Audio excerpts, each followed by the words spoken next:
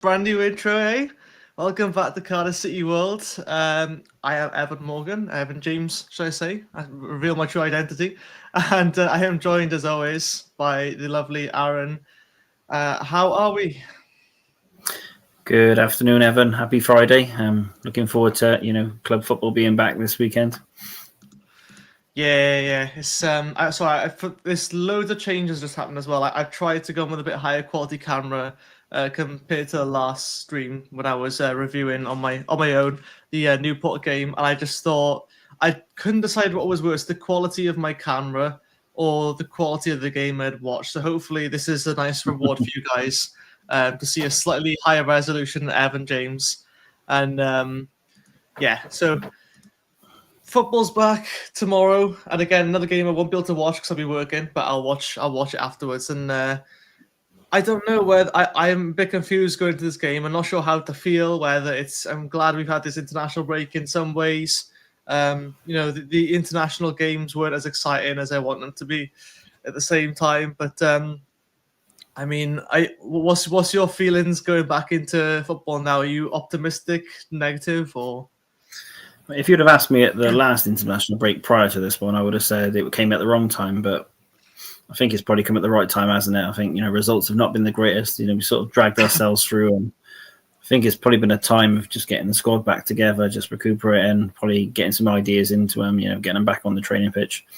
And then some of the other players that have had that opportunity to be around the Wales squad, it's probably going to, be beneficial for them, irrelevant of how much they've played. So, no, I think it came at the right time, but all that matters tomorrow is 3 points, doesn't it? Yeah. On that note as well, I got to be careful on this because I can't remember exactly. Was it right in saying that zero Cardiff players featured in our international break just recently, or am I making that up? No, Capaccio came on the game before.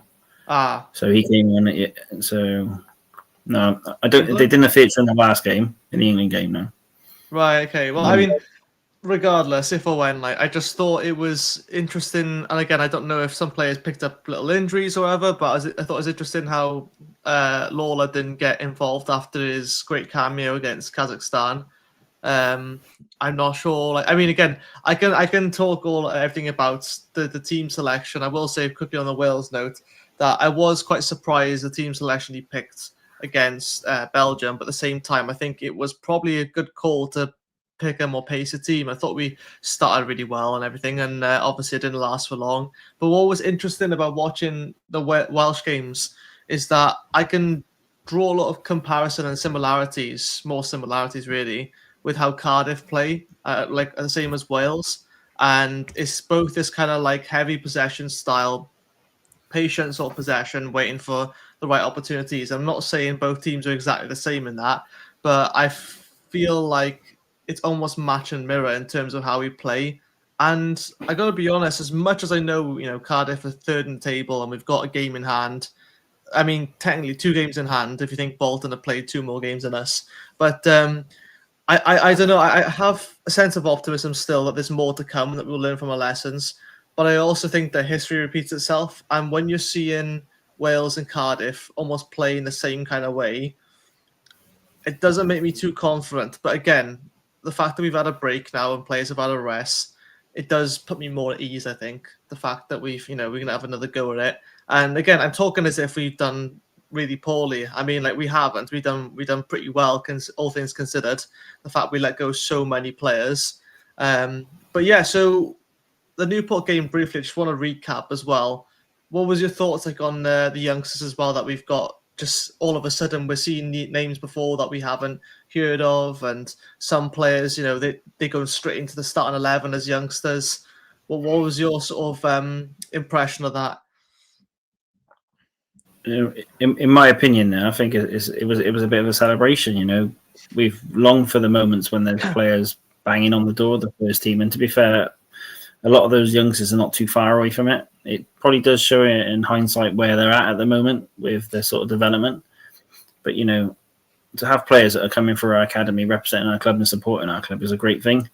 So yeah, the result was shit. Absolutely, we'll learn from it, but they're going to be better for it as well, and There's nothing worse than losing to a team, locally, but I can't really hold it. It's a cup that we probably, when you look at aspirations and, if we manage to get promoted, and win the league, are they going to sort of worry about that result? Probably not. But it's also an opportunity, and it's an opportunity to bleed those youngsters into that first team as well.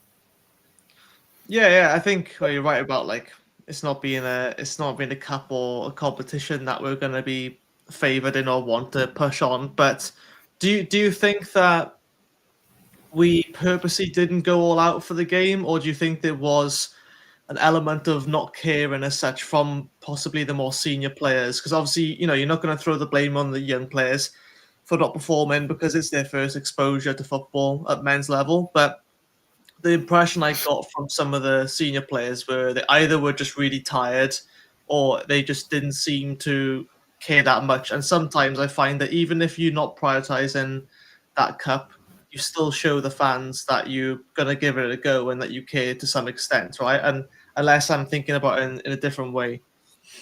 Yeah, to me, there's two ways you can look at it. The first way is that players play in sort of relationships with other players. There's that sort of pattern of players. A bit of sometimes that can be broken up, but also there's a big element of it is mentality.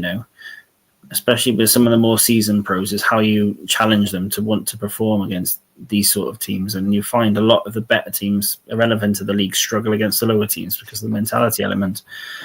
Just watching that game, I don't think it had that sort of intensity. It didn't seem like they were mentally up for it, if I'm honest. I don't think the professionals, sort of the more senior pros, were as professional as they could have been in how they conducted themselves on that pitch. But they'll learn from it, and there's nothing worse. You may not get up for a game mentally wise, but it hurts when you lose, especially when you consider yourself losing to a team in that league who, at the point, didn't win any games. It doesn't look great. So there's both sides of the coin there.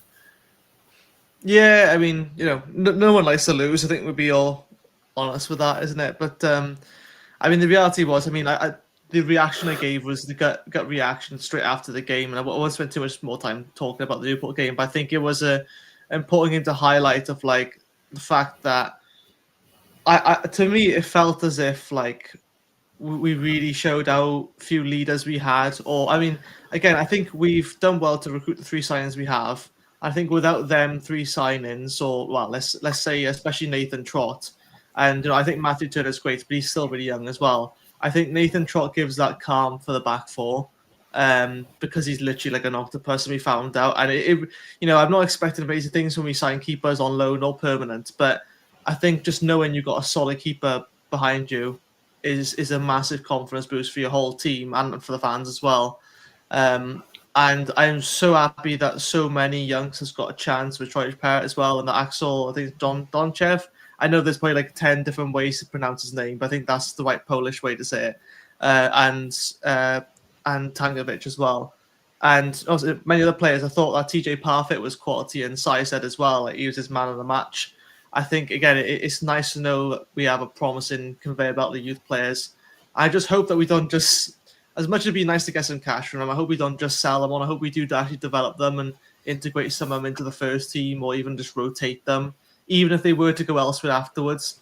I can't remember who said it. One of the hosts said, at Cardiff, you're either guaranteed a first team football or a career elsewhere. So it's like a win-win situation.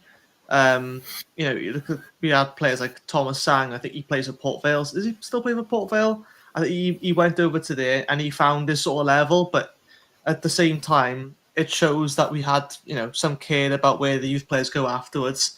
I just pray that, this system keeps going now anyway, because it looks promising. But that is the most optimistic thing for me, really, is the fact that I feel like we've got so much more to give, and we haven't just seen it yet. I feel like we're waiting just to give a team a proper good whack of like a 5-6-0, even if it's not that big. Just a pure domination and not just possession. Because I feel like recently we've kind of been obsessed a bit more with possession and goals. I'm not sure if you feel that way, but for me, it's like, teams and commentators are saying, "Oh, we're dominating the game," but then we still end up losing or drawing. What's your thoughts on that? Yeah, so obviously, just touching base what you said about the sort of possession thing is it's a new territory for Cardiff City and the fans, and you've seen it in games, when we're leading by a goal or so that it sort of gets a bit anxious within the arena, and so you have to take that into consideration. These players are playing under a lot of pressure. They're playing in front of big crowds for their age. Not a lot of these have played in sort of those sort of intensities and sort of arena. So when you take all that into consideration, it's probably like it's an environment where the pressure is on. You're having to perform for a manager, so they're doing really sort of well to achieve what they're sort of looking to do. Sort of stepping back to what you just said about like the transfer values and those sort of elements with players as well. Is that it's probably the first time that Cardiff City can say that. You look around sort of the football league. How many clubs are sort of churning over this many of quality of player? We're losing players to some academies in like Man City and that now, as opposed to releasing players who we think are not good enough. So there is a trajectory on the up there, and I'd like to think that majority of these players that are starting to push through in the team are actually coming through and going to establish themselves in our first team. And what would be very interesting in the end of the year is how many, when the clubs release their scholars and they release their sort of academy players, how many players actually sort of leave Cardiff City, because I can't really see it now, because even our 23s and our 18s and are having some really good results against some really established Premier League clubs now. And scouts are now after Cardiff City players. Well, when was the last time we heard that? So we have got there's a lot of positivity there, and it's a huge benefit for Cardiff City, isn't it? The cost to go out and to invest and purchase a new player, as opposed to having someone in your academy that may take a bit more time and development, but you're actually going to make some money on them. And plus, the sort of the EFL and the Football League profitability rules and that, you start to actually get an upturn, and something that Cardiff City have always struggled with. Yeah, I think from a board perspective as well, I think when you hire that kind of manager who's going to develop in youth players, all they can see is the pound signs as well, and thinking like, it's quite a smart way, and it feels like a new signing. Like, Capaccio and Lola felt like new signings for me when we started the season off, because they've been sat there for a couple of years and barely at all have they been featured. I think the Lola Cup game against Aston Villa, Capaccio in the Cup as well, and unfortunately, he obviously had that horrible injury. But there was, I never heard of half of these players before. I mean, Lola had, but not Capaccio or some other players. I never heard of half of them. And all of a sudden, they feel like brand new signings, which is amazing. And obviously, I hope, because they're homegrown talents, I have a slight more bit like fingers crossed moment of thinking like, they'll stay around because they're close to home. And that's not always the case, because we know that. I mean, but like you said, when's the last time you've had scouts or other teams eyeing up our players? I mean, the fact that we've been linked with some big clubs is quite overwhelming, let's just say. But before we move on, I want to say hi to everyone in the comments, and I'll go through your comments afterwards after Aaron says his announcement. But I just want to say hi to, let's see, we got here Jonathan, evening, Aaron as well commented, Paul, evening, and evening Graham as well. I'm sure there's many other people watching right now, but please do leave a comment. We will go through them a bit later on in the video. We can't guarantee comments to be read out unless obviously you leave a super chat, but we appreciate your engagement regardless. But yeah, so I'm obviously not the right person to talk about this, but Aaron, I'm sure you have a few things you want to let everyone know about, so I'll let you go ahead. So I was just talking about the Sean Morrison event now. So there's less than 10 tickets available. Obviously, another fantastic night on the books, and another great personality that we get to engage with and have a really sort of personal night. Obviously, we've now confirmed the two event sponsors for the night, so obviously we just want to announce them as well. Obviously, Cardiff Classic Shirts, obviously having a bit of a lasting relationship now and are building a great partnership with us, and they've reinvested as well to be able to help provide with this event. So welcome back Dan and Louis on that. And also we've here at Cardiff City World, we like to sort of work with businesses who are up and coming, businesses that support people like like ourselves. And there's a company called Home Limited, and what Home Limited do is they help people who are struggling financially, and they also help offer mortgages to people that potentially couldn't get them. So it's financial advice, it's financial well-being, it's about supporting everybody. And Emma has come on board for this event. She's going to be providing a debt advice clinic on the night, and also some mortgage advice. And if anybody wants to sort of, speak to Emma, it's very confidential. It's a great service, and it's something that she's very passionate about. And she's also coming on board to help this happen. And she's also back in the channel as a another a friend of the sort of Cardiff City World and Ace Podcast Nation. So no, it's going to be a great night. Like I said, everyone's coming together, and then better things are coming again. So the next night is nearly final. There's going to be a really big announcement coming up. And what I love about this channel is not just the fact that we're here talking about the things we love and doing it with the people, the fans around us, but we're also supporting former players. We're also helping, and there's going to be a very interesting announcement, and something that Cardiff City World have not done before in this podcast nation, but one that I want to take you all on a journey, and hopefully with your support we can help somebody that needs help. But there's going to be, that's what I'll say there at the moment, but something that's very, very interesting. Oh, it made me jealous, honestly. I got another game that night as well, so I was gutting. But I promise you, right? Like, I'm not like the new version of the DFSL where it never ends, but I will eventually make it to an event, guys, and it'll be worth the wait. I hope. I would say I'm the most outgoing person anyway, but this kind of stuff, man, I love this kind of stuff, because I don't know, it's sharing something we all have in common, which is our love for Cardiff City, but it's also to show more appreciation of the legends who've been part of the game, and current players and the fans. There's not many clubs I see doing this, and not that I spend a lot of time researching about other clubs. Even at Championship or Premier League level, I'm sure obviously Premier League level have their own sort of ways of doing it. But like I said before many times, there's not many channels dedicated to their club as us, and I say that with full ego. But like I say, it's great to have so many different hosts as well. Different backgrounds, and just all go on. Just touching on your point, what's great is that when we host these events, I tend to meet with Sai, the speaker, sort of earlier in the day, and we sort of sell what it's like and what the opinions are on the channel, and like sort of what they mean to the fans. And it can be very sort of not received as maybe sort of you're blowing smoke at their backside or whatever, but the feedback that you always get from them post event is unreal. And Kavner was only talking the other day about like how that song and the moment with the fans and the sing along and the tambourine has still touched him, and how he's sharing that story, and it'll live with him. And spoke to Glenn this morning, he's still fond memories of when he came over.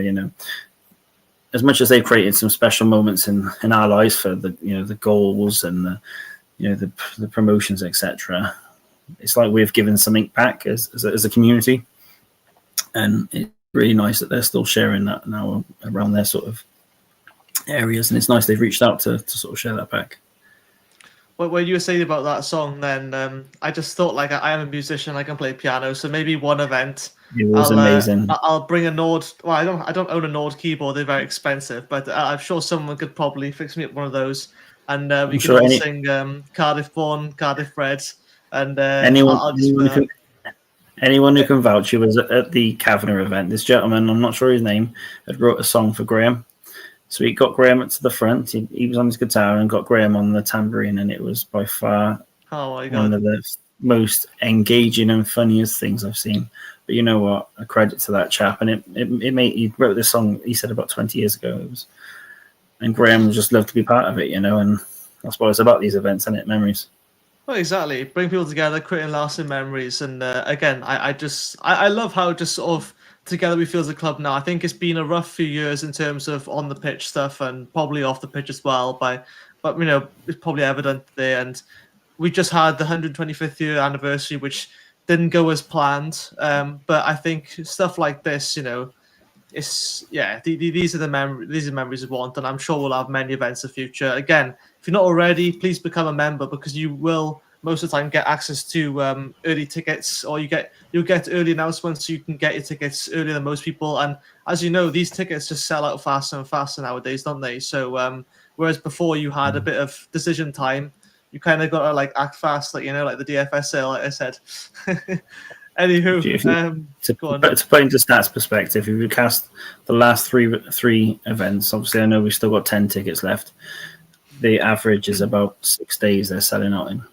That is crazy, less than a week. That's and bonkers. Yeah, but I never thought honestly, no, I didn't think I'd get this point, but when I joined Cardiff City World, I just thought, let's just join you, have a few chats or whatever. I thought it would build to something, but not this big. So yeah, I'm very privileged to be part of it, I will say. But enough of that, because you guys probably bored of me talking about myself now. Let's go to you in the comments. So I know John's posted a few comments from a lot earlier, saying he played a few minutes against England's Capaccio. None of us featured v Belgium. And again, I will have my own biases of like wanting Cardiff City players to play, but I genuinely thought if you wanted to go for like pace, someone like an Isaac Davis would have maybe suited, probably been better than Mark Harris, but I thought he played all right in the game. But and I think especially sort of Joel and Capaccio probably deserve to play. Yeah, I think especially Ruben, Joel Colwell to an extent. Oh well, we'll get onto it in a second. But I think Joel Colwell is a absolute must for Cardiff City at least. I mean, you look at him now. I think he was barely non-existent last season. And obviously, he was on loan, but it's like, a lot of people were very sort of like eager to track his progress. He was going, and when he was tearing things up with Cheltenham, I genuinely thought he would get recalled and he'd be in the first team in and out sort of a bit more. But obviously not. He went to Exeter and it didn't go as well. I think they were not so happy about how they handled pulling out of Cheltenham. But I think it was really great to see that, Brian Murphy wasted no time this season integrating him and starting him in the first game, which to me was quite a shock how they started both Cole brothers straight away. I thought it'd be like wouldn't it be good if this happened kind of moment, but he did it straight away. And I gotta say, the bags of energy and pace that both of those players have, but especially Joel Colwell. I mean, he's a proper box to box, isn't he not? Yeah, and he had also, didn't he, had Young Player of the Year within his half season at Cheltenham. Exactly. I mean, what more could I saw from him? And then Capaccio as well. I think. Who was it against? He played that he struggled against. Was it Belgium away or I can't remember. I can't remember now. Someone in the comments. Who's the game? Wales played someone. I can't remember who's against, but remind us, one of the commenters. And he kind of struggled a little bit. But Canada, I think it was Canada. Canada, yes, it was Canada. Yeah, and but to be fair, Canada are no joke of a team anymore now. They're very, very quick team, and that was his first ever experience or exposure to like international football as well. So like that is the best of the best playing for each country. You play for your country, play for Cardiff City is big enough. When you're playing for your country, like that is, you don't get much bigger than that, do you? And fair play to him. I think it was kind of good he got chucked in the deep end a bit, because I think when he came back to Cardiff as well, he just looked that much more comfortable, thinking, well, I've played at the highest level. And I think Lawler is just another one. He just fit right in, didn't he? I think he would fit into most people's squads. There's something natural about him. His awareness and his composure is just unmatched. He returned injured. It's a shame. I hope it's nothing too serious. But if Lawler was 100%, I think Bellamy plays him over Cabango again. I think Cabango had that bad of a game as well. I'm not saying that Jonathan's saying he did, but I think he did all right. I think there is a bit of sort of, with both Cardiff and Wales, really, we kind of lose a bit of concentration sometimes, especially when we're defending set pieces like corners. I do find we kind of switch off a bit, but I mean, you're going to expect that, especially in younger players.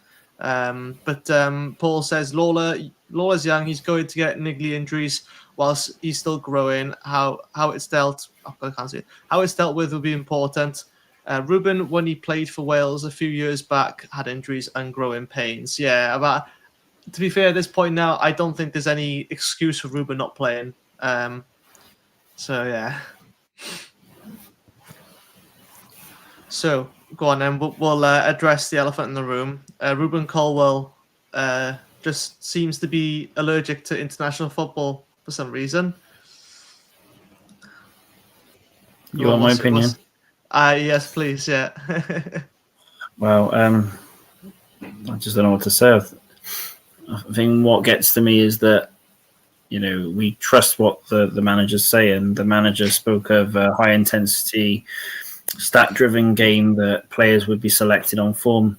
Well, Ruben's achieved all of them, and he's been selected, eventually in a squad, and you couldn't get any minutes over players that have not even achieved some of the figures that he's done, or not even the number of appearances. And I don't get it. I think with how Wales are at the minute, I think your better young players it's about time we started building teams around them and preparing them for, these World Cups and these sort of European sort of adventures. And it's just not happening.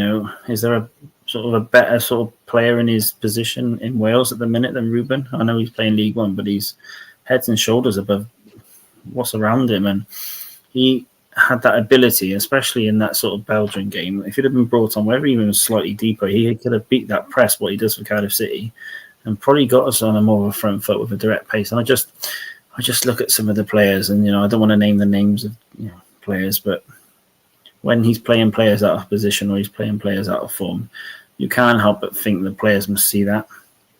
And, I know Craig Bellamy is a good manager in his own right, but I just don't get his thinking of it. I don't get what he's trying to achieve. And, if it is, and I'm not saying it is, if it is out of sort of spite, or is, people say he's got a bit of a thing against him. And if that was the case, which I hope, and I don't think it is, you want, at the end of the day, it's for Wales, and you need the best players in the best positions to be able to achieve what we all dream about, is getting to World Cups and European finals. And I don't know, why would you spite yourself when you've got a player of that ability?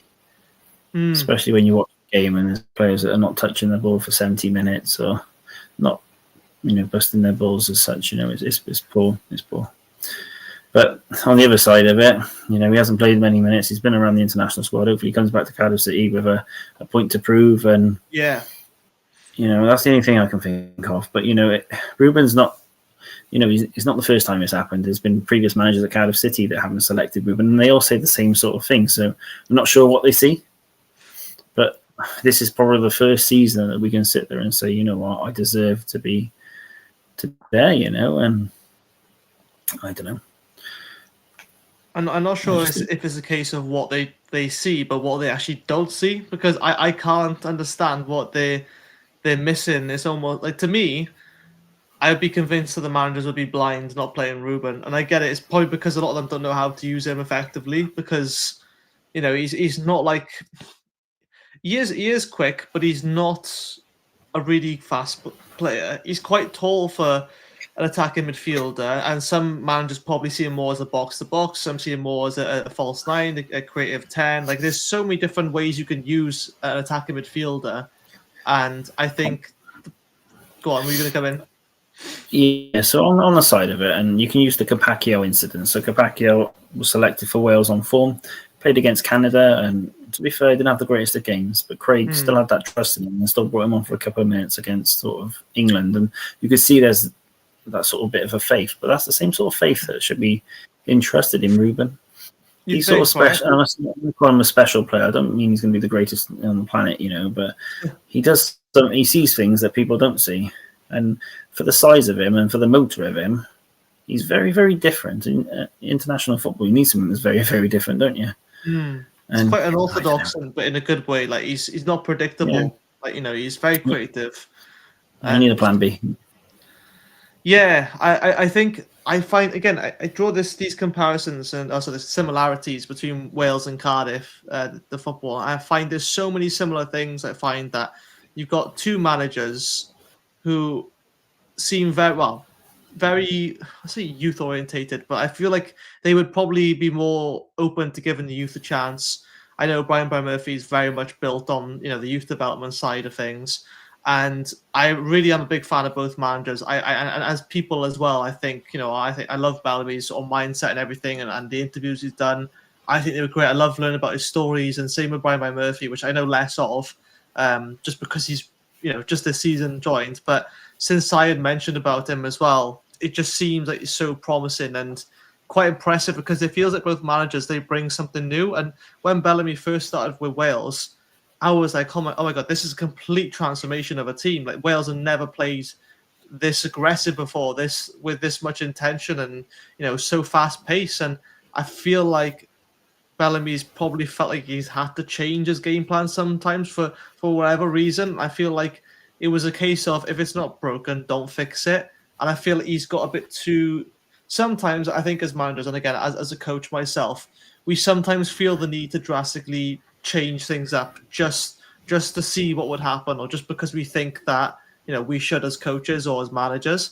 But generally, I think with the start of our Wales campaign and everything, it's a complete 180 difference to what we have right now. And in the same way in Cardiff is that when we started in the preseason games, we looked so dominant, but not just in possession, but actually dominant in games and chances as well. Whereas I feel like we've kind of faded a bit. Not that we're playing really poorly, but it sometimes comes across as that way. It's frustrating for fans because we have so much of the ball, and sometimes it seems that we do very little of it, or we seem very far away from scoring.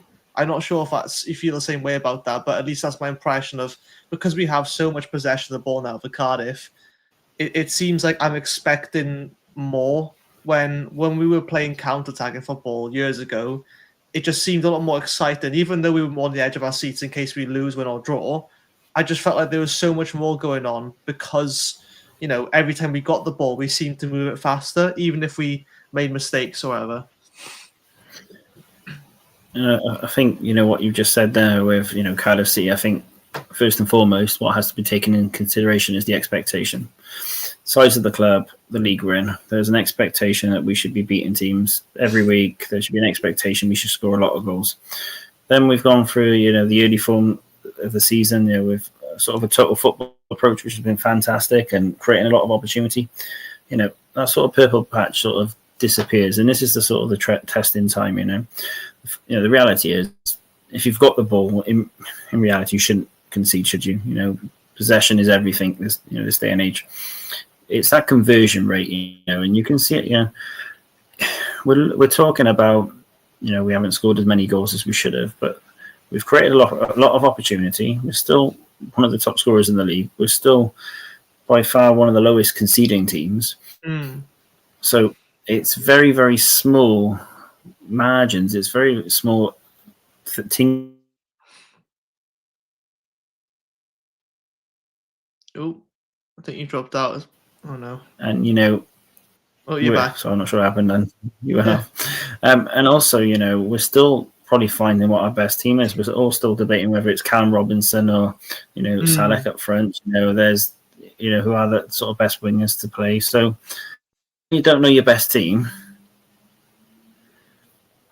And yet we're still turning over the results we are, and that it is those margins. What you've just touched on about as a coach and what you're finding is probably all the same things we're going through at the moment. Whereas Cardiff City are at the top end of the league are doing it. Wales seem to be lower, still tinkering. Yeah, where do you see them for Cardiff? So it's a good point you mentioned. He probably still doesn't know his best team. I mean, he's only made 3 signings and he's let go of 15 players or so. I mean, he's still really new to this club. As much as I feel like he's been a while now.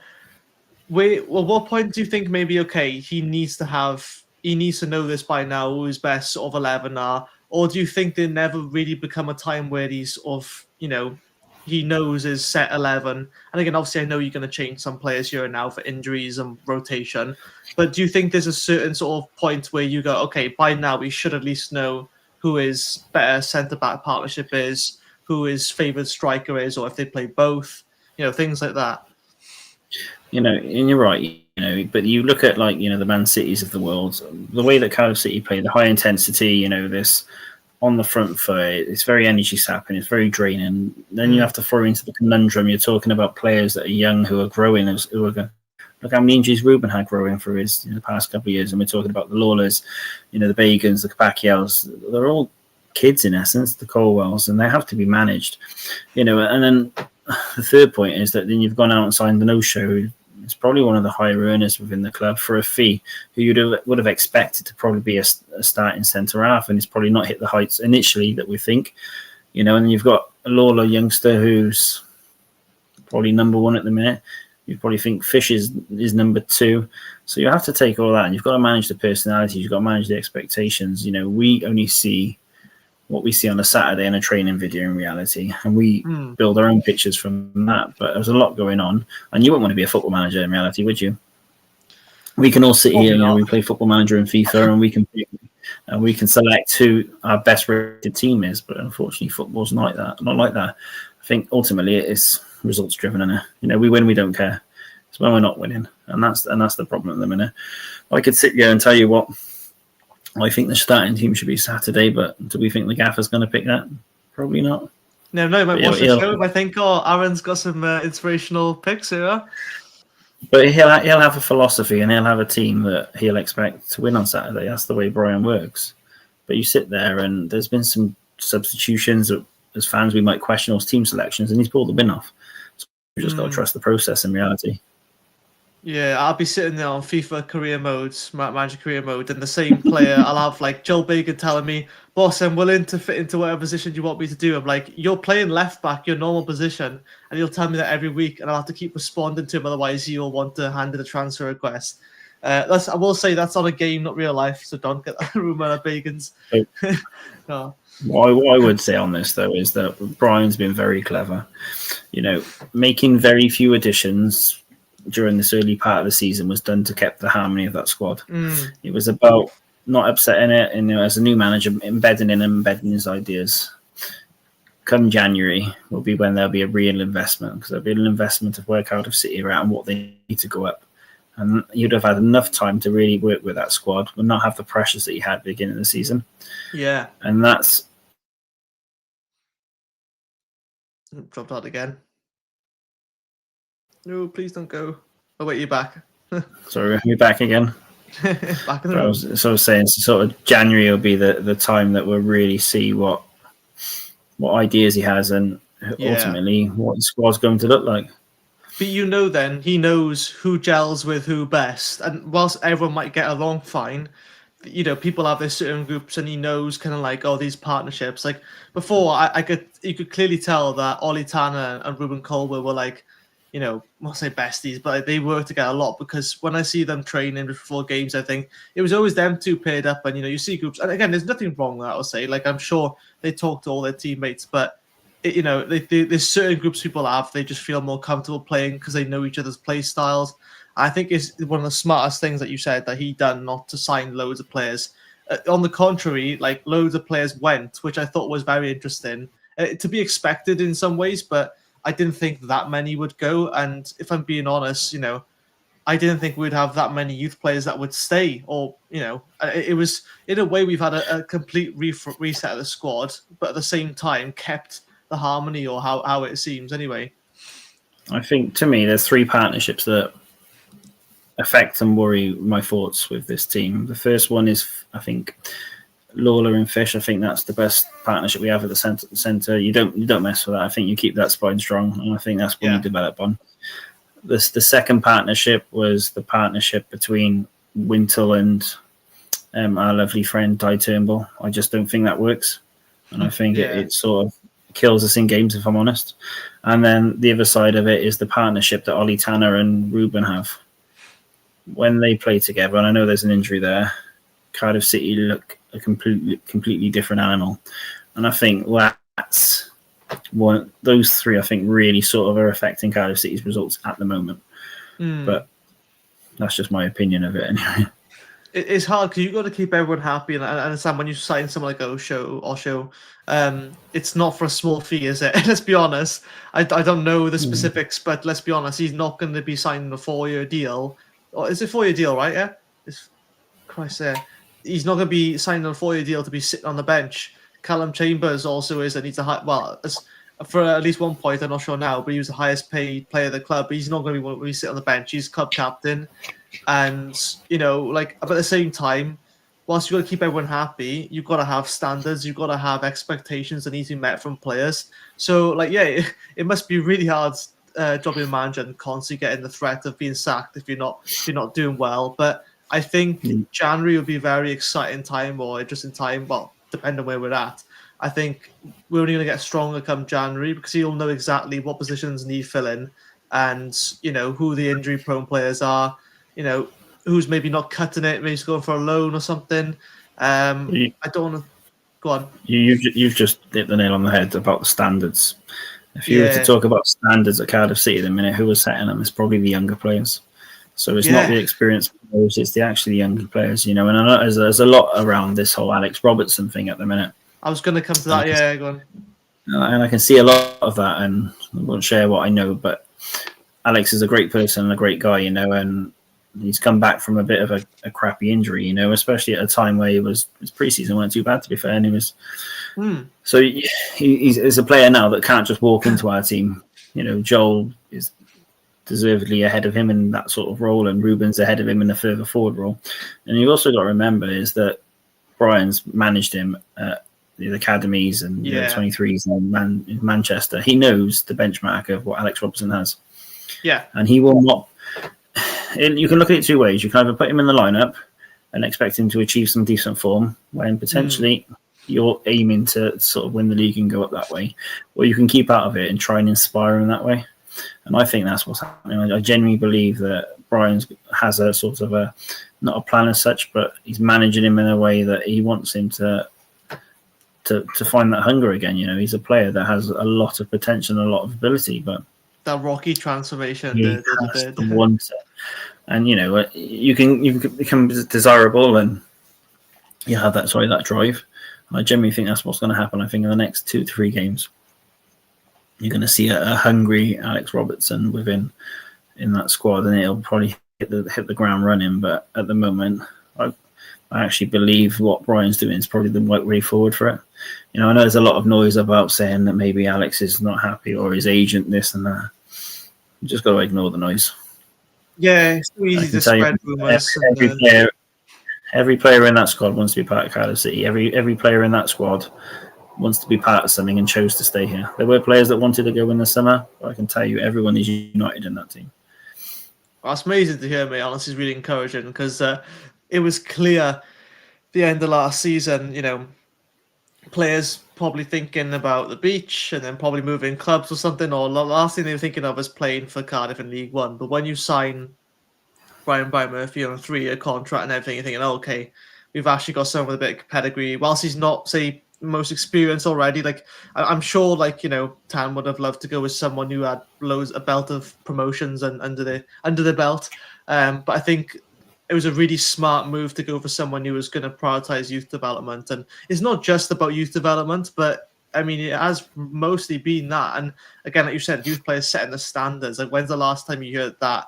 And not to say the youth players could never perform better than senior players, but it's just the fact that, you always think your senior players set the standard and they encourage the youth to get up to speed. But this season, it seems like almost the opposite, because I find that players, and this is not to be a big dig, but I find players coming towards the end of the season naturally probably won't push themselves as much. I know there are people who will, but as a general thing, because it is, when you're young, you want to make a name for yourself. It's just natural that you're going to put that extra 20% in.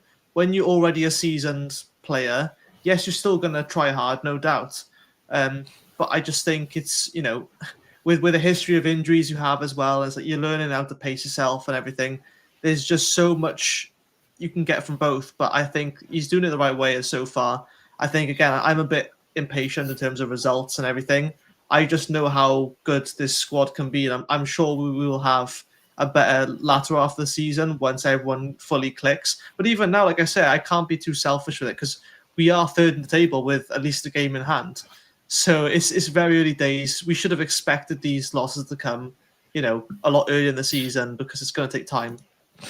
What was very interesting, and it's evident now because it has been leaked and stuff, was that Brian surpassed any beliefs that were given in his interview. Now he really stood out.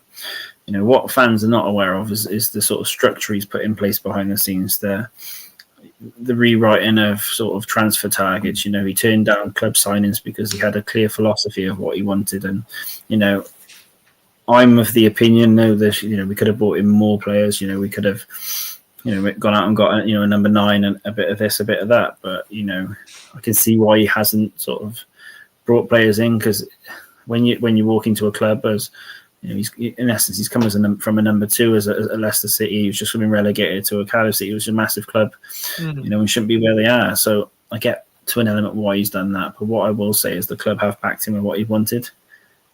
I only know of one target that he didn't get, and it went through the club. Trying, just the player went to a higher league. So, and there is, and it's crazy to hear, but he goes for players that, if we were jotting a list together and you were able to see the list of players he goes for, you'd be quite surprised. Right. There's a clear level of potential and sell-on value. There's a clear level, and Osho shows it, that's played at the Premier League. In reality, at his age, a centre-half of decent quality, international level, how do we sign that? And he has been backed by the club to an extent. We can always sit there and say we want an extra player, we want this, we want that. But at the moment, sitting third, 2 games in hand, would we have taken that probably at the beginning of the season? In reality, we probably would have, wouldn't we? But, end of season is all that matters. But it's great to see what goes on behind. But, it's also sometimes a period of reflection as well, But we are heading in the right way, and I don't think the one thing I probably say that surprised Brian, knowing Brian, is that when he's probably come to our club, he's been probably surprised with how many good young players there are out there. And to be fair, Gavin Chesterfield and Darren Pearce probably get a lot of criticism, but the work they're doing behind the scenes is unreal. I don't get how that justifies. I didn't even know. So you hear bits and pieces recently, and you just people just think they coach them because it's the academy and because it's the 23s that they don't do that, but they do a lot more than that. And I got to see it, and I'm like, wow! It took me back. And you know what? I've learned now in football, you can have all the great abilities, you can have all the coaching badges, but if you haven't got that desire as a coach, that ability to want to help these people grow, it doesn't work. And I think that's the biggest change I noticed with the academy, probably as far back as when Bellamy was there, and Chesterfield's come in, the Percy's come in. There's a clear desire to want to help these youngsters. And I think it's been reciprocated by the youngsters as well, to be fair. Definitely, mate. Honestly, I mean, you know more than me, and I'm sure I'll have a quick chat afterwards. Maybe. No, but I look at this now. We're third in the table, and on the pitch, it seems pretty positive, pretty optimistic, regardless of some of the results we've had. I think there's certain games that it seems ridiculous we lost to, but I think as long as we learn from those lessons, so we don't revert back to our type, which we did in the Port Vale game, and I think it's only going to get stronger. We're only going to get more chemistry and more links, and I don't think Brian Murphy's one for letting standards slip. I think it's sort of pretty clear with the Alex Robson thing. I'm sure I met Alex Robson briefly, and he seemed like an alright guy. So I never sort of default think,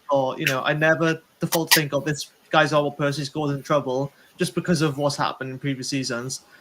But I know that he's worked with him before, so I think it's more of that kind of father-son kind of type relationship of knowing, because you know that person more than others, you know what they're capable of, so you're not going to expect anything less. And obviously, I know when I say father-son, I mean metaphorically in terms of it's that kind of tough love. I know you can be better than that. I think that's just so powerful when you get to a position of abundance where you have so many players who are putting in such high volume and value into the club. And then you have some, the name of Alex Robertson is crazy, the fact we signed him. But yet we've got other players who are at the moment probably playing to his level or above. And as to think that we still got Alex Robertson to come back into the squad, almost as if as a new sign-in, is insane. And I hope he does fulfill his potential, even if he goes elsewhere, because I think we all expect him to be out of the club this year from last season, But I mean, I want to go through. I'll let you respond in a sec, but I just want to make sure we go to comments after this because we've got a ton coming in now. But yeah, go ahead.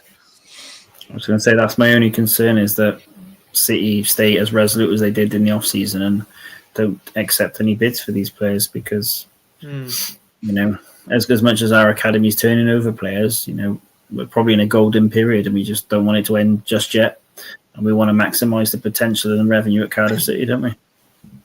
If we just keep I really am a fan of this Axel Donchev. I've already seen bits of him. I can already see in the Newport game. Holy moly, this guy's 15 years old. He's not even old enough to buy GTA 5 yet, and he's he's already made his debut for Cardiff. I mean, I'm not just talking about like the youngest debuts, like Aaron Ramsey and all that. It goes bigger than that. The fact this guy's 15 years old, he's still in school. When I was 15 years old, I was just trying to get through school. You know what I mean? And this kid's playing Cardiff City football, and yeah, like I mean, we could talk all day about the youth, but we'll be here all night otherwise. But yeah, let's go to some more comments. I'm gonna have to kind of rush through these guys. I'm really sorry, but I really appreciate everyone getting involved. Graham says losing is not a problem. It's the way we have lost games that's unacceptable. Yeah, I think we kind of just touched on that in terms of like, I don't know when it's a lack of effort, lack of trying, lack of caring. I don't know what it is. I'm not saying that we don't care at all about like certain cup games or whatever, and I'm not sure if it's referring to Wales, Cardiff, or both. I just think that sometimes you look towards certain players to lead the way, and maybe they don't. I don't know if you have anything to add on that one. It's just a strange one, isn't it? Because game management, when you're playing a certain style of football, you have to be in a certain place at a certain time and doing as the gaffer says. But on the other side of it, fans want to see the heart and desire. They want to see people running that extra mile. So it's a very fine line, isn't it? I'm more of a headless chicken when round play percentages. That's how I see it. I think and it's very hard because at Cardiff City we have a style of football that we would know. We're workmen club, aren't we? We've had that for a very, very long time. Whereas you consider the Arsenals, the Swanseas, the Man Cities have a different philosophy in football. But I think there is a transition in the style, isn't there, at Cardiff City at the moment? Oh yeah, for sure. And I think Jonathan's next comment has kind of been answered to a point that we just discussed then about Alex Robertson, but. He's a good man. Yeah, no, I'm sure he is. Like I say, I served him once in my job briefly, but yeah, that's when he first injured. So I could see he's wrapped up, which was a shame. I can tell you he's dying to get back on the pitch. Oh, I bet. I mean, he's not going to be wanted on the bench, like especially after last season as well. I just don't. I don't get it. But City will have 6-7 players. Wait, hang on. Yeah, sorry. City will have 6 or 7 players playing tippy-tappy on the wing with 1 or 2 in the box. Yeah, I think there's benefits to doing stuff like wing rotation or whatever, but I am quite old school when it comes to like chance creation. Just whipping the box now and again doesn't hurt. I think it takes deflection, especially League One level. I know there's a certain style BBM wants to play, but I think there's for me at least, I always find you've got to look at the players you've got right now at the moment and think what realistically can we achieve. At certain times we can patiently build our way into the box, but a lot of teams now, they're kind of figuring us out, I feel, and they're just sitting off us and waiting to counter. And I find when we play the possession football, we're almost playing into the opponent's hands. Again, I'm not sure if you might disagree with that, but that's how it felt for me. Yeah, I think the style of football that we play is an overload type of football. And we did it very well when Ollie was there because of the sort of crosses you get in the box. You get sort of the opposite when you're on the back post. It would create that sort of overlap. And I think we've definitely lost that element of it at the moment. And we haven't got anyone who's whipping the balls in. But yeah, it's almost a total domination is trying to suck teams out and sap them out at the minute. I think a lot of teams, they just want to sit against us and they're not actually coming out, which is the sad thing about it's football and everyone should be there to win the game. But I see the style of football, it's slowly evolving, I think Brian's very rigid, adapting different elements of it to try and get the best out of that. Interesting, yeah. I got a couple of interesting comments on JT here, which I'll pass on to you. I think it'd be really cool to get your thoughts on this. So first, JT, evening by the way, he says BBM won't be backed in January like he wasn't back in the summer, and I'll follow up with that saying 3 signings in the summer is not backing. We needed double that, and we are short at CDM, winger, and left back because of that supposed backing. So, what do you think about that then? BBM wasn't backed in the summer, won't be backed in January.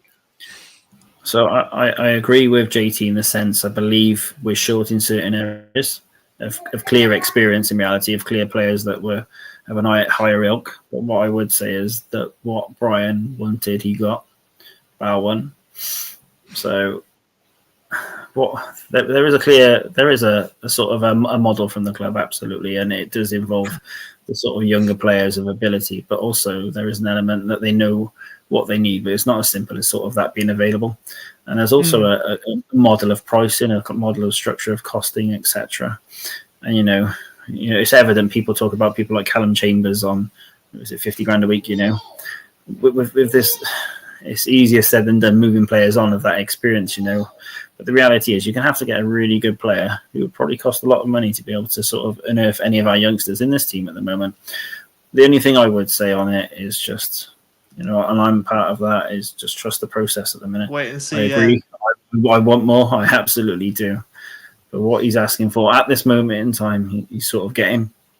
And I'd like to think, especially from the club's perspective and the board's,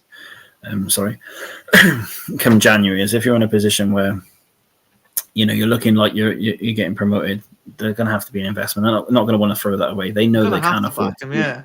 They cannot afford to be in this league for too long. As much as we enjoy it, and it's been a lot of fun, the finances become tighter and tighter. So there has to be an investment of some, but like we said, JT's at a good point with some of the players that we're lacking. But then you sort of then bring in, a Robertson who is what Brian used to play as a 6. And, Osho can play as a 6, and you start looking at, and then Ollie Tanner comes back in January, and you're looking at a very top-heavy squad then again. So do they move out? Do they bring people in? Do they get bids in for, to the X? And it's, who wants to be a football manager? Yeah, no, I say, well, you said there, Graham said we got Tanner to come back as well. And I forget about him. I feel bad. I'll see Tanner, Robertson, Eli King. It's just like we've got depth. It's just the players are injured right now. And I say, I do agree to extent with JT's comments. I get it, because it's the past trauma of, getting a sense that the previous managers haven't been backed. I think there's probably some good reasons behind that to an extent. I got to be honest, some of our previous managers I was excited for initially, but I lost a lot of confidence in them as it went on. And as the longer we sort of had them in charge, the more I could kind of understand there might be a few reasons why they weren't fully backed. Not saying that it was right, because obviously if you hire a manager in, right, you want to back them, you want the club to do well. But I think there was probably things going on behind the scenes that we weren't aware of, and obviously we can only see what's pitched in front of us. So the one thing that really got, with the backing element, and I think as fans, myself included, you don't really sort of see, is that we saved just short of £6 million in wages over the summer. And if you look at the list of players that we got rid of, we'd say some of them probably had really poor seasons or were bang average. And that level of investment of wage to finish where we did and, sort of whimper out of the league, it's really poor, and I think even the managers were on a good wage bar, Roma. You consider all of that, I think, the club, they've learned from, having Omar, and they've gone for Brian, and a completely sort of different style of manager. And there's been a bit of an investment there. You look around the club, and what we'd have liked to have spent on an O-show or certain players like that last season. So hopefully, fingers crossed, it's in the right direction now. Yeah, fingers crossed, and I'm hopeful myself.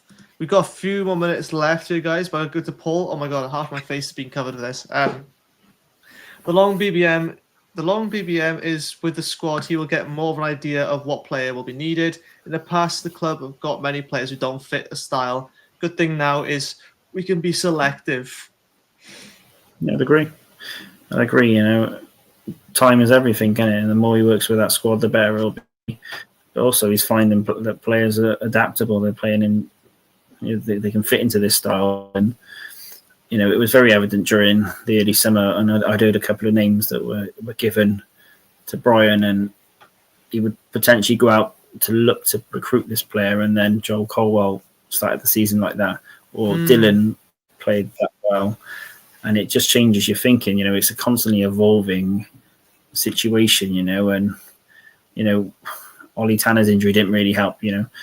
We could sit here now and probably say a 6 and maybe a number 9 is probably what we're crying out for yet. But then you're talking about, we've got a Callum Robinson and a Salek who've scored X amount of goals between them and earn the wages they do because they're goal scorers. It's so many fine margins, and it's crazy, mate. Yeah, for sure, man. And the last one I want to come to is from Barry Edwards, and I think he makes a good point in saying, really think we need a left back cover for Bagan, but every other position, Pushin I think we're okay in this league. I don't want to make fun of spelling, so I'm one to talk. Yeah, so do you think we still need left back cover? I mean, we've got that TJ Parfit. I'm not sure I'm with Louis Giles if he's injured or whatnot. So But I don't know. Do you think we need maybe a more senior centre back, left back as experience, or are we all right? first of all, well done to Joe Bacon. Like, to be fair, me included, criticised him for he wasn't up to the standard expected of Cardiff City, but he's been very efficient. He does everything that's asked of him and more. He puts himself about, and I think he's a great start. And how he keeps playing game after game, that guy needs a rest. But the reality is, who do you bring in to sort of for coverage who's going to sit behind him and be a sort of a similar quality? I think Louis Giles, I think they're on the fence, it sounds like, at the City at the minute, because they're not really, even in the cup games, he's not really getting the minutes that we'd think he'd get. So definitely feels like they were probably looking at a loan or something, but it's probably the one position if he goes down injured and touch wood that doesn't happen. Perry proved last season he's not a left back. I think we had the conversation earlier in the season. Capaccio can sort of fill in that side. Osho to an extent can fill there, but it's probably that one position you definitely say, yeah, absolutely. I would see Osho as either 6 or a centre back. I wouldn't risk trying him at left back. I think Capaccio is because he's played already. You could sort of say he does a job. But again, you want to be playing players in their proper positions, I think. And I think someone like TJ Parfit is great to have, but I don't want to rely on him as a backup just in case if Joel Bacon gets injured he's then TJ Parfit's basically number 1 then, right? And then obviously who's after him, there's usually should be enough depth for at least 2 players to fill a position, plus a third emergency guy, whether it's their secondary position. Like Joel Bacon's played centre-back last season quite a bit. And I thought he got quite good as well because I think he is slower than a lot of fullbacks. If anything, I used to see him more as a defensive fullback, like a traditional one, like a Lee Peltier or whatever. But he has proven that he can, play attack and he can invert, he can overlap. He's so versatile, I find, and I think he's such an underrated player. I will back myself, full ego. I've always kind of fancied like Joel Bacon in the squad because there's so many managers that kind of sort of didn't really rate him, and I can understand to a point because he wasn't the modern attacking fullback as every manager wants nowadays, right? But he's such a solid option for defensive cover. Like I can rely on him for many things, and I don't get the same feelings with other fullbacks you had before. Like I don't want to give digs, but I feel like I have to give an example. Someone like Wilson Esbrand, who unfortunately did get injured, but he was all attack and there wasn't much defense, and I felt like he was more of a left winger than a left back. I know there's other players there, but I am quite skeptical when we have like modern attacking fullbacks. I find that they are expected to do so much up and down the wings, and the fact that Joel Bacon's played more or less every minute of every game, bar the one cameo of Mafiko, it's insane how he's managed to maintain such a good rating. What's very interesting about Joe as well is if you remember that season before last, he went for that period. He scored, was it 5 or 7 goals? Yeah. He scored 3 goals in 3 games. I remember that. It was something silly, wasn't it? Like a bit of Ronaldo, and you were like in up the league for us, and then he went out on that loan, and he's come back, and defensively he's absolutely solid. He's not. I thought he was a small guy. He's quite a big guy, Yeah. Last season, he filled in at centre half a few times, and he didn't look out of place, to be fair, considering some of the centre halves we had. So, no, I think he's definitely a great asset to Cardiff City. But I think future captain, honestly, I would have made, if it weren't for Cam Chambers, I would have made him captain because he's another one that coming under radar, but he's just so like consistent. Apart from, I know that one game he had a blunder when he passed. I think it was last season. But if I'm being honest, what player didn't have a blunder last season? I think it was all over the shop. But no, I think he's maintained a really good rating as well. I think I got a photo mob up here now. If I just go on his name, it shows his average rating, or I think that was his last game was 7.28. But he's maintained. Apart from, ignore the last 3 games, apparently, but he's maintained 7.6, 7.7, 7.3, 7.8. So these are insane, even for games we've lost or drawn. Against Bradford, he had a 7.3 rating, even though we lost 3-1. I mean, he's Mr. Consistent, and I think he's someone where he'd be stupid to sell because I feel like we wouldn't get the value that he's worth, if we were to sell him. I'm not saying we are. I'm just saying he's someone that kind of would go a bit under the radar. Yeah, no, I think he's future captain material. Whether he will or not, I don't know. I think he's such a hidden gem we got at the club. But he's a workhorse, Joel. Yeah, I guess as he gets a bit older, more physical experience, he'll be a monster. I think he'll be one of those where, as he ages, he'll play more centre back. I feel like Lee Pelter sort of thing of like he will go from right back to or left back to centre back. But again, I think he's a really solid option. But just want to quickly look ahead to the game we got now. Tomorrow, 3:00, we are home again, surprisingly, to Reading. Been a while since we faced these lads, so not too long actually, because I think it was the season before, wasn't it? Yeah, optimistic for this game. Any thoughts? Well, you've got to be, haven't you? I think they're 11 games, 2 wins, 5 draws, 4 losses. I think they scored 12, conceded 16. So they're sort of lower end of the upper table. I think it's a game that I know we keep saying every week that we're going to be putting teams to a sword, but it's got to be this one. I'm going to bounce back after international break with a statement now. I think they definitely need it, and I think it's going to happen, mate. Defensively, Reading are quite poor. Yeah, and that's the thing. I think Cardiff City, hopefully it finally clicks. Hopefully we sit there and hopefully he gets it right, but it's got to be the game now. It's got to be. Yeah, statement. Exactly. Can't be faffing around at this stage now. Like we got to, at least put them to bed. And I think there's a similar position as Peterborough in terms of like they've probably got some good young talent in there, but I think defensively again, you can see the worst teams right now. I mean, I'm surprised Blackpool are as low as they are. I'm sure they will come up a bit. Rotherham is the 150th anniversary, I think, or one of the 125. One of those. Yes. It's not looking well for them either. So you got other teams there who are in the relegation zone. Again, very early days, but they've drawn the last 3 games right enough. Win before that, then a loss before that. So they haven't really had an inspiring form, let's say, to give them a reason to kick on. But you never know. It's never boring at Cardiff City, is that you can expect the unexpected, as they say. But yeah, so I don't know if I give it.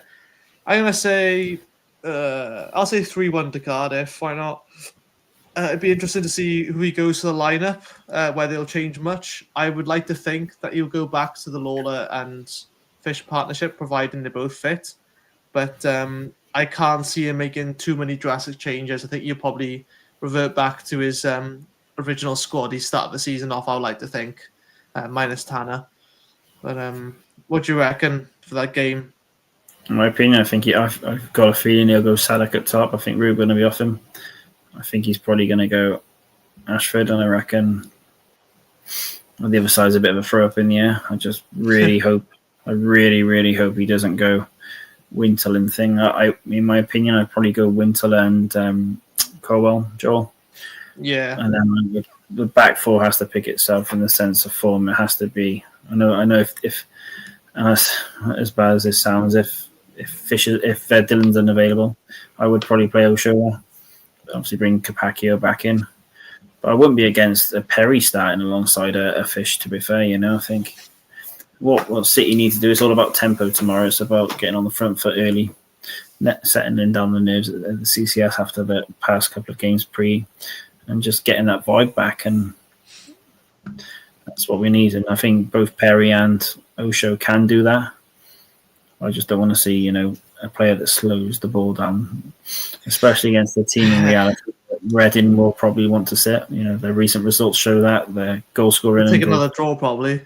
They've got that guy at top. Is it Marriott? Is a bit of a. Someone's commented now. Yeah, Jonathan said Marriott scored regularly for Reading, so we'll need to. A bit of a goal machine, yeah. Keep it on the rest. That's right. But definitely, I think like I said, it's definitely the game. Go on. That's all you can. Oh, I was gonna say we're gonna start a record of keeping former Wrexham strikers quiet, like we did with Paul Mullen, haven't we? So yeah. No, I thought we played against it well. We focused on tiring him out, and then I don't want any more Wrexham players or Kiefer Moore scoring against us. But the reality is, he's probably going to score against us in the cup, isn't he? He always does. But it's the exception. Yeah, he's exceptional. I'll let you off, but no, I think it'll be a good test. I just hope, there'll probably be elements of it, there'll probably be moments, but I hope we don't just we slow. I hope we don't slow the ball down because we got teams like this, especially we've just really got to get at them and expose them for their weaknesses. We got to be a bit more ruthless as well, a bit more clinical. There's so much we can say. I know it will come with time, but I mean, we really need to be beating the bottom teams. I think that's just my sort of view of it. And we're in a position now where, bar the Dylan situation, where you can't really pick a team like we've all sat there and spoke about earlier now, that we can't say who our starting lineup's going to be, but you'd like to think any of those players he puts in are good enough to get a result. Oh, for sure, yeah. There's enough. And we're walking away from games where we've total football done, we've had clear domination, and we've had emptying chances on goal. We've not won those games, all by the Newport game. So there's that expectation now, and everyone knows it. Yeah, there's definitely pressure on the line now just to sort of redeem ourselves, especially after that cup game loss. I know it wasn't, the priority, but at the same time, you're going to leave. Fans still paid more or less the same price for the games, and whilst half the stadium wasn't open, I know it's not a high competitive game, but at the same time, fans are going to remember that, so we need to make sure we put on a show. But I'm sure we will. I'm optimistic going to this game. Like I said, we'll score 3-1, and 420 says 3-0 as well. Pray for the clean sheets. Come on, yeah, it'd be nice to get clean sheets. I just don't know why. I just feel like this striker will score against us. I shouldn't be that kind of person, but there we are. But I think, yeah, good thing. Whilst we're on a break, we're still third, which is crazy to think. Right, games have been going ahead, and we're still third. So yeah, absolutely. Wow, awesome. Go on, carry on. So finally, just the teams that are around us at the top end. I don't know much about League One, but I wouldn't expect for them to be there at the end of the year. No, I think maybe either one of Stevenage or Bradford, but I don't think both of them will be up there. I think Stockport will be up there with probably Bolton. But again, all teams are prone for a purple patch and fall back. Barnsley fans every year expect that they're going up and they never end up going up. So what does that say, doesn't it? Is that this like a typical Oxford fan who predicted I had some Oxford friends or whatever, and they said, oh yeah, this season, start of season, it's like, oh yeah, we're going up to Prem. Like, what are you smoking? Give me some of that. But no. Anyway, thanks so much everyone for tuning in. I really appreciate your engagement, and we try to get through as much as possible. We went over the time by quite a bit because it was slightly starting. Just want to get this new lovely camera set up, my phone. Yeah, thanks very much as well, Aaron, for joining me as usual. It's been great. Thank you. Thank you very much. And yeah, we'll see you all soon. Catch you in the next one.